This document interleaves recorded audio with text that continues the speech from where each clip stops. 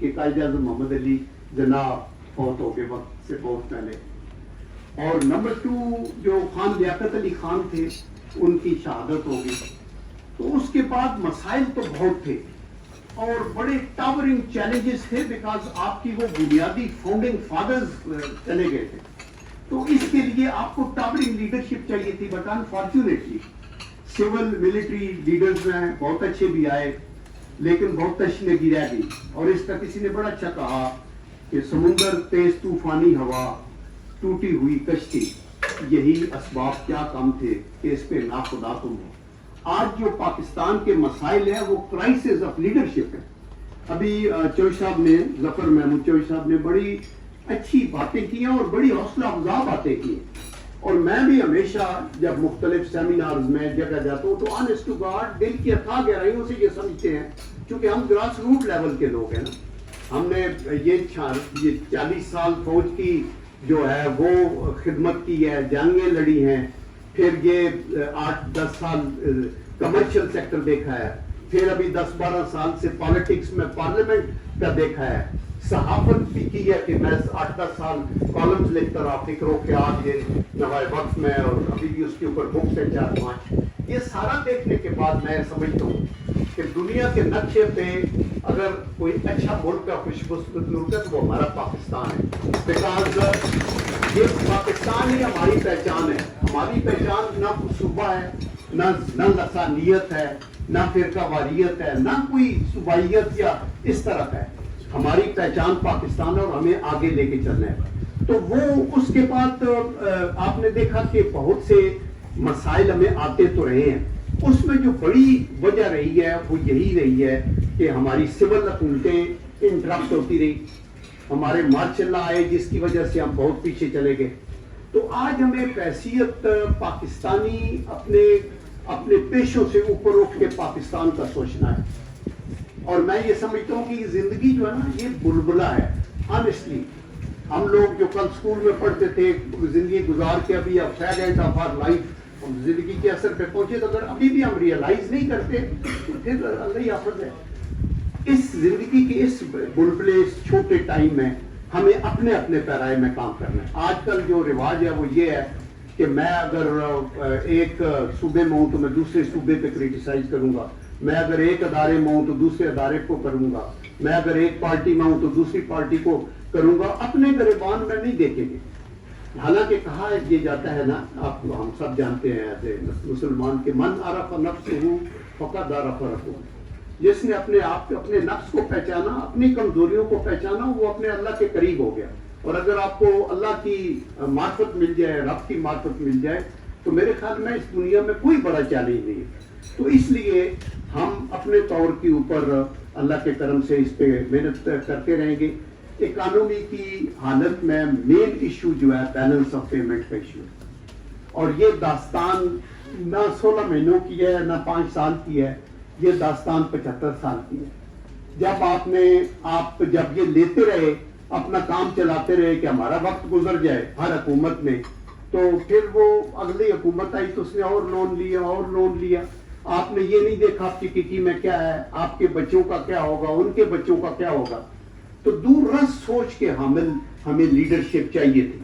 لیکن ہم کیا کرتے رہے کہ ملک کے اندر جو بھی ہوا، جہاں ہاتھ لگا، کرپشن بھی کی، میرٹ کو بھی ڈسٹرائے ہم کرتے رہے، کوئی کام سوجھ بوجھ سے کیا نہیں. اور باہر جب گئے تو کہا کہ ہمارا ملک تو بڑا کرپٹ ہے، ہمارے ملک کے اندر تو بڑے خراب لوگ ہیں. اور وہ اب اپنی پیٹھ سے خود پردہ وہاں آنا کہ دنیا میں اتنی کرپشن ہے، ہر جگہ پہ کرپشن ہے. لیکن ہم پاکستان میں، احمد فراز کا بڑا اچھا شعر ہے کہ ہر جسم داغ تھا لیکن فراز ہم بدنام یوں ہوئے کہ بدن پہ قبا نہ تھی. ہمارے اگر جسم پہ قبا رکھنی، ہمیں ایک دوسرے کا پردہ رکھنا ہے. کوئی ملک ایسا نہیں جس کے صرف نیو یارک میں چلے جائیں، برطانیہ میں چلے جائیں، یورپ میں چلے جائیں، کرپشن انتہا پر. لیکن ہمیں اپنے حالات کو ٹھیک کرنا ہے اور اس کو اللہ کے کرم سے کریں گے. ابھی جو انیشیٹوز ہیں، ایک تو میں سن رہا تھا احسن اقبال صاحب نے ایک ویژن 2035 دیا ہے، اور اس میں انہوں نے 5 ایز کی بات کی ہے کہ 4 ایز 5 ایز. اس میں پہلا انہوں نے کہا ایکسپورٹ، جو چوئی صاحب بھی بات کر رہے تھے کہ ایکسپورٹ کو بڑھایا جا سکتا ہے، اور ایکسپورٹ ہی بڑھے گی تو بات ہوگی. لیکن ایکسپورٹ کیسے بڑھے گی جب پروڈکٹیوٹی نہیں ہوگی، جب گروتھ نہیں ہوگی. ایکسپورٹ آپ تب کر سکتے ہیں جب آپ کے پاس لارج اسکیل مینوفیکچرنگ ہوگی، اور لارج اسکیل مینوفیکچرنگ تب ہوگی جب آپ کی پالیسیز جو ہے بزنس فرینڈلی ہوں گی. اور بزنس فرینڈلی پالیسیز آپ کی تب ہوں گی جب آپ بزنس کے لوگوں کے ساتھ انٹریکشن کریں گے، ان کو پارلیمنٹ میں سیٹیں دیں گے، ان کو اعلیٰ عہدوں پہ بٹھا کے ان سے مشورہ کریں گے کہ بھائی ہمیں آگے کیسے چلنا ہے. تو دوسری، پہلی ایکسپورٹ تھی. دوسری یہ تھی کہ انوائرمنٹ فرینڈلی ہمیں ماحول کو، اور اس کے اندر انوائرمنٹس کو ٹھیک کرنے میں فوڈ سیکیورٹی، واٹر سیکیورٹی، آپ کی جو فارمنگ ہے پریسیژن فارمنگ، اس طرح کا چیز. پھر آپ کا ہے ای پاکستان، کہ پاکستان میں آپ کی جو ای کے ساتھ ڈیجیٹلائز کر دیں پاکستان کو اور اس کو آگے چلایا جائے. تو مطلب ہے یہ چیزیں ہیں جن کے اوپر ہمیں کام کر کے آگے ہونا. ابھی حکومت جو گئی ہے پچھلی 16 مہینے میں، یہ کولیشن گورنمنٹ تھی، یہ ایک پارٹی کی حکومت نہیں تھی. اس کی اپنی مجبوریاں بھی تھی، اس کے اپنے ہینڈی کیپس بھی تھے. انہوں نے ایک بڑے ہینڈی کیپ پہ شروع کیا کہ ان کے لیڈرز جو ہے وہ پابند سلاسل تھے. اس کے بعد کئی لیڈر باہر تھے. اس کے بعد IMF سے معاہدہ ہو چکا تھا، وہ ڈاؤن جا رہا تھا. آپ کا ڈیفالٹ رائٹنگ آن دی وال تھا. پھر کولیشن گورنمنٹ کے اپنے ان بلٹ ایشوز ہوتے ہیں، ہر کولیشن پارٹی اپنے منسٹر مانگتی ہے وغیرہ وغیرہ. مطلب ہے یہ چیزیں اچھی نہیں ہیں. لیکن یہ تو ابھی جو انہوں نے انیشیٹوز کچھ لیے، مثلا 4 چیزیں بڑی عام تھی. نمبر 1 تو یہ کہا گیا کہ agriculture is our basic industry. آپ یہ دیکھیں کہ جب پاکستان بنا تھا تو اس وقت ہماری 53% جو پروڈکشن میں حصہ تھا وہ ایگریکلچر کا تھا، اور تقریباً 65% لیبر ہماری ایگریکلچر کے ساتھ تھی، اور 99% ہماری ایکسپورٹس کی جو فارن ارننگ ہے وہ ایگریکلچر سے تھی.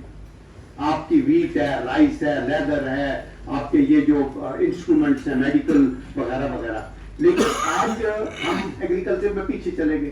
میں نے اگلے دن بھی میرے خیال ہے اسلام آباد چیمبر آف کامرس میں بات ہو رہی تھی، تو میں ان کو بتا رہا تھا کہ ابھی ہم بڑی نعرہ مارتے ہیں کہ جی اس دفعہ شاید ہم نے 10 ملین بیلز کاٹن ہو جائے. مجھے تو یاد ہے کہ میرے یاد میں 14 ملین جو بیلز ہیں وہ بھی ہوئی ہیں، 14 ملین بیلز بھی ہوئی ہیں. اور مجھے پتا ہے کہ کیپیسٹی پاکستان کی کاٹن کی 23 ملین بیلز ہے. تو آپ ہم ابھی 8 پہ چلے گئے، 7 پہ چلے گئے تو کاٹن کو اٹھائیں گے. یہ آپ کی کیش کراپ ہے. مثلا آپ کا ہم جو ویٹ ہے ہم کہتے ہیں جی کہ 27 ملین ٹن ہوگی تو بڑا اچھا ہو گیا. اس کا بھی جو کیپیسٹی ہے وہ 40 ملین ٹن کی ہے ویٹ کی. تو جب تک آپ ایگریکلچر ریسرچ نہیں کریں گے، تو اس لیے حکومت نے کہا ایگریکلچر از دی بیس، اس کے اوپر ایگریکلچر ریسرچ ہوگی. نمبر 2 جو چیز ہے وہ ہے IT، انفارمیشن ٹیکنالوجی. اس کے اندر آپ کی اتنی زیادہ انویسٹمنٹ نہیں ہے. آپ کے پاس ایجوکیٹڈ لاٹ ہو، ان کو بٹھائیں. آپ یہ IT کے لوگوں نے امریکہ میں بیٹھ کے بزنس پاکستان کی بجائے انڈیا میں ہو رہا ہے اور بنگلہ دیش میں ہو رہا ہے، تو اس کو آگے لے کے جانا ہے. نمبر 3 ہے مائننگ. ابھی یہ کہا جا رہا ہے کہ $6 ٹریلین کے مائنز جو ہیں وہ مائننگ کیپیسٹی ہمارے پاس ہے، لیکن ہم اس کو ایکسپلور نہیں کریں گے تو کیسے آگے وہ چلے گا. مائننگ کی بات ہو رہی ہے. چوتھی ہے ڈیفنس پروڈکشن. یہ بیرونی دنیا لاک ہیڈ وغیرہ یہ F-16 بنا رہے ہیں جو یورپ میں، یہ بہت بڑی انڈسٹری ہے اور بہت بڑی فارن ایکسچینج ارننگ انڈسٹری ہے. آپ اسلحہ بنا کے دنیا میں بیچ سکتے ہیں. یہ جو ویسٹرن طاقتیں ہیں یہ کیا کرتی ہیں؟ یہ جنگ لگاتی ہیں، یہ جنگ کے شعلے ابھارے. گلف وار ہو رہی ہے، ویتنام وار ہو رہی ہے، کورین وار ہو رہی ہے، اس میں اسلحہ گولہ بارود تاکہ یہ انڈسٹری چلتی رہے. اگر ہمارے پاس بڑا پوٹینشیل ہے، ہم اپنے جیٹ فائٹرز بنا رہے ہیں، ہم اپنے میزائلز بنا رہے ہیں، ہم بہت سی ایسی چیزیں ڈیفینسو نیچر کی APCs ٹینکس گنے بنا کے تو دے سکتے ہیں. تو ڈیفینس پروڈکشن. اس کے علاوہ 2 چیزیں جو میں نے ایڈ کی ہیں وہ اور میں نے چائنا میں بھی اس کا ذکر کیا ہے. ٹورزم ایک ایسی چیز ہے جو پاکستان ایک دنیا کے اندر جنت کا ٹکڑا ہے جو آپ کا ناردرن ایریا ہے. میں نے سوئٹزرلینڈ بھی دیکھا ہے. Switzerland is small. Our northern area Azad Kashmir is very big and very scenic. اس کے اندر لیکس ہیں, ویلیز ہیں, پیکس ہیں. Out of 14 highest peaks in the world, 8 are in Pakistan, including K2 and Nanga Parbat and all that. تو ان کو tourism میں کیا چیز چاہتی ہے؟ انفراسٹرکچر چاہیے اور سیکیورٹی چاہیے. آپ کے ہیلی پیڈز ہوں. ابھی شکر ہے خدا کا کہ لاسٹ گورنمنٹ نے کوشش کی اور یہ سکردو کو انٹرنیشنل درجہ دیا لینڈنگ کے لیے, تاکہ باہر سے لوگ آئیں, وہاں بہترین ہوٹلز ہوں, وہ اسکیئنگ کریں جو مرضی کریں اور پھر واپس چلے جائیں. اور اس کے علاوہ جو ڈیاسپورا کی بات چوئی صاحب نے بھی کی ہے, میں یہ سمجھتا ہوں کہ اس وقت تقریباً 90 لاکھ ہمارے پاکستانی باہر کام کر رہے ہیں, لیکن ان کے سر پہ کیا ہم ہاتھ رکھ رہے ہیں؟ کیا ان کو انکریج کرنے کے لیے ہم کچھ کر رہے ہیں؟ کیا ڈیاسپورا جو باہر بھیجتے ہیں ہم اس کو ہم ایکوپ کر کے بھیجتے ہیں یا صرف جا کے وہ لیبر کرے گا؟ کیا اس کو ہم ٹیکنیکل ٹریننگ دینے کا ہمارا کوئی نظام ہے کہ اس کو ایکوپ کریں, وہ ٹیکنیشین ہو, وہ انجینئر ہو, وہ کام کرے باہر جا کے, اور اگر وہ وہاں ڈاکٹر بن کے جاتا ہے اور اس طرح آتا ہے تو وہ زیادہ پیسہ کمائے گا, زیادہ پاکستان میں اپنی فیملی کو بھیجے گا, اس کا پاکستان کی اکانومی کو فائدہ ہوگا. تو اس لیے میں ابھی کنکلوڈ کروں گا تاکہ میں پھر آپ کے کوشچن بھی لے سکوں. میں یہ کہنا چاہتا ہوں کہ آنیسٹ ٹو گاڈ ملک جو ہے نا وہ ریسورسز امپارٹنٹ ہے, لیکن ریسورسز سے نہیں چلتے. آپ دیکھیں کہ Japan is the 3rd largest economy of the world. ان کے پاس کوئی تیل کے کنویں یا گیس کے ذخیرے یا یہ نہیں ہے. What is there is knowledge economy. علم, بچوں کو, چھوٹے بچوں کو, ان کو کمپیوٹرائز ہر چیز کے اوپر ہائیسٹ لیول پہ یونیورسٹیز بن گئی ہیں. وہ 120 یونیورسٹی صرف ایک ٹوکیو شہر میں ہے, ہمارے پورے پاکستان میں شاید اتنی ہوگی. اور